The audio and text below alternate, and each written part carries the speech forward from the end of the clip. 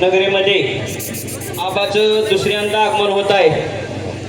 पहिल्यांदा मी आबाची क्षमा मागणार नाही। आज आमचा आबा समाज पूर्ण आलेला आहे की आमच्याकडून थोडी चूक झाली की लाड हक्क कोणाकडे जावतो, माणूस लाडक्या व्यक्तीकडे हक्क जावतो। तुम्ही आला नाही म्हणून थोडं हे झालं, परंतु तुम्ही न येता उपोषणाला आपण महाराष्ट्र राज्यामध्ये आमचा समाज विधान भवनामध्ये आमच्या समाजाचा तुम्ही जो विषय मांडला, दादा कळसाहेब कोण आहे हे तुम्ही आमच्या समाजाला जाऊन दिलं। आणि आबा विनंती करतो तुम्हाला की लवकर आपण एक मीटिंग लावावी। आमच्या समाजाचा एक अधुरा विषय राहिलेला आहे, ते आपल्याकडून पूर्ण होईल। आज आमच्या वडिलांच्या 71वीला आबा तुम्ही आला, कारण मी आज वडिलाचा 71वी साजरी करायचं कारण आमचे बंधू नितीन कळसाहेब आणि अर्जुन चव्हाण सहज बसले होते। ती वडिलाला विचारलं वाढदिवस तुमचा केव्हा आहे?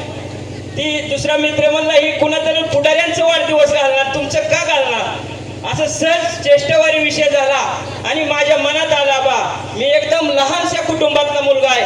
आबा मी पेप्सी गारीकार आणि काही धंदा म्हणजे इतकं माझ्या वाटेला वाईट आलं, तो सुद्धा धंदा करून आज मला या आई वडिलांना जन्म दिला ह्या भूमीमध्ये आणि माझ्या हातून समाजाचं काम हो। आणि आबा तुमची माझ्या पाठीवर थाप असावं। मी लय काय नाही, पण एक पंचायत समिती सदस्य जेवढं मतदान देतो तेवढं तालुक्यात मी तुम्हाला माझ्या समाजाच्या वतीने देईन एवढंच विनंती करतो। आणि आपण आला त्याच्याबद्दल आभारी आहे। आणि तसेच नाना काका सर तुम्ही आल्याबद्दल मी इच्छा आमची पूर्ण झाली आणि आबांनी 2 शब्दात शुभेच्छा द्याव्या विनंती करतो।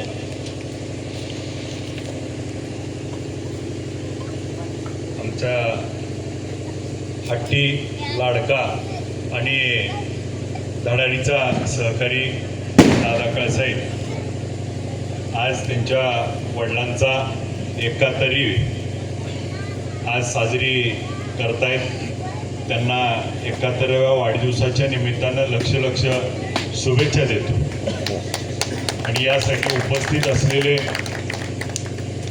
शेतकरी संघटनेचे नेते सुहाजी पाटील सर, आमचे सहकारी रावसाहेब नाना देशमुख, भाऊसाहेबजी माडिक, पंढरी काका, सुरेश काका, सर्व उपस्थित असलेले आमचे शिराळ्याचे दोन्ही नेते सर्व उपस्थित आणि दादा कळसाहेब त्याच्यावरती प्रेम करणारे सर्व ग्रामस्थ, सर्व उपस्थित वडीलधारी ज्येष्ठ मायमाऊली, आज आपण जर बघितलं तर पंढरीच्या पांडुरंगाला देखील ज्यावेळेस भक्त पुंडलिकाच्या भेटीला यावं लागलं त्याचं कारण होतं की भक्त पुंडलिक हा आईवडिलाची सेवा करत होता आणि आईवडिलाची सेवा करणाऱ्याला खुद्द पंढरीच्या पांडुरंगाला भेटायला यावं लागलं।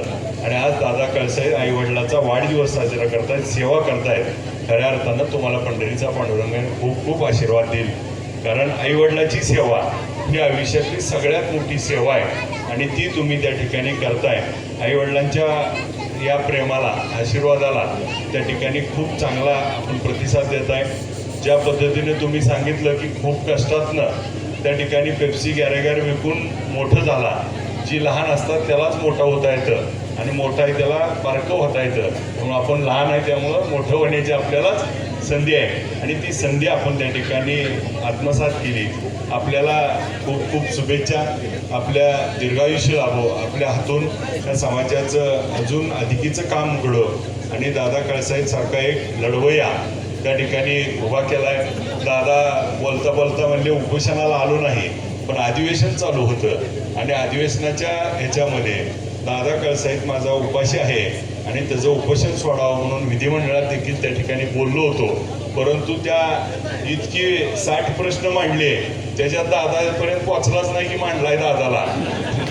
त्याच्यामुळं दादाला लक्षातच नाही की दादाचं नाव विधानसभेत घुमलं होतं, पण ती दादाच्या पाठीचं लक्षात नसल्यामुळं दादाला थोडं आणि तापडगडी असल्यामुळे लगेच त्या ठिकाणी प्रतिक्रिया येते आणि जरी आली प्रतिक्रिया तर आपलाच माणूस आपल्याला त्या ठिकाणी हक्कानं बोलत असतो आणि त्या प्रेमानं त्या ठिकाणी दादाला देखील, परंतु दादाचं कष्ट प्रामाणिक आहे आणि जे समाजाचा प्रश्न आपण घेऊन जात आहे नक्की याबद्दल आपला विषय मार्गी लावण्यासाठी बैठक घेऊन आपला विषय देखील मार्गी लावून त्या महामंडळाला निधी उपलब्ध व्हावा आणि त्या निधीबरोबर त्या ठिकाणी सरकारनं या गावगाड्यातल्या कृषीतल्या लोकांना मुख्य प्रवाहात आणण्यासाठी आपण एक योजना आखावी या संदर्भात पाठपुरावा करून आपल्याला देखील मुख्य प्रवाहात आणण्याच्या दृष्टीनं आम्ही काम करूया. आपल्याला लक्ष शुभेच्छा देतो. खरं तर मला दादानी सांगितलं होतं, परंतु का आपल्याला पण माहिती आहे म्हणजे आज सकाळपासून सर इतके कार्यक्रम आहेत. नानाला येतानाच म्हणलं की सुट्टीच नाही आणि रोज लग्नाची तीच आहे म्हणलं की 30-40 तरी कमीत कमी लग्न आणि प्रत्येकाला भेटायला जावं लागते. आत्ता एक कार्यक्रम होता आणि नेहमीप्रमाणे आपल्याला माहिती आहे मी यांना 7ला म्हणलं म्हणून त्यांना 6 सांगितलं. 6ची पत्रिका होती. 6ला आम्ही तिथं आता त्यांना फोन केला पण 6:30पर्यंत 10-20 माणसं आणली. मग आता ती म्हणली जोपर्यंत माणसं येत नाही तोपर्यंत मग शेजारी एक जणांच्या चहा प्यायला गेलं आणि मग ती चहा पिऊन माणसं त्यांची येईपर्यंत 7:30 झाल्या. ते कार्यक्रम संपायला 8:30 तासात संपला आणि मग तुमच्यापर्यंत पोचायला जेवढा वेळ लागला परंतु उशीर झाला त्याबद्दल दिलगिरी व्यक्त करतो. आपलं प्रेम आशीर्वाद असाच त्या ठिकाणी आमच्या पाठीशी राहावं. आपण श्रावण बाळ म्हणून आईवडिलांची जी सेवा करताय त्याशीच सेवा आपल्या हातून घडो आणि सर्वांना दीर्घायुष्य लाभो. आपल्या सगळ्याला शुभेच्छा देऊन आपली रजा घेतो. जय हिंद जय महाराष्ट्र.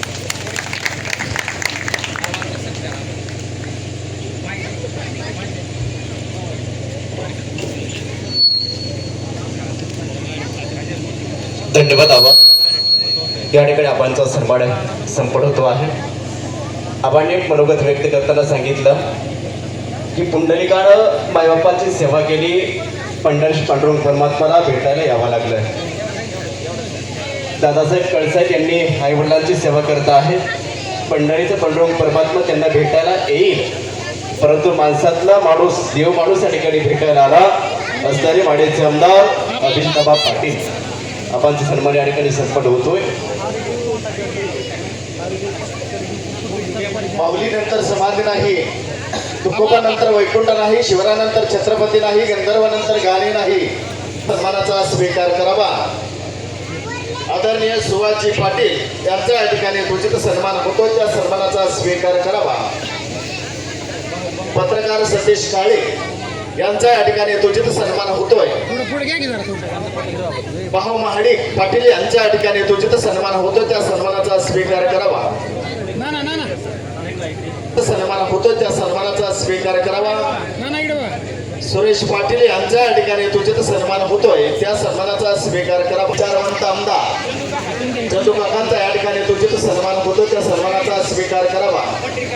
पटरे काकांचा या ठिकाणी उचित सन्मान होतोय, त्या सन्मानाचा स्वीकार करावा. आणि सर्वच पाहुणे मंडळींची या ठिकाणी याचा स्वीकार करावा. आदरणीय मदनजी पाटील साहेब यांच्या ठिकाणी उचित सन्मान होतोय.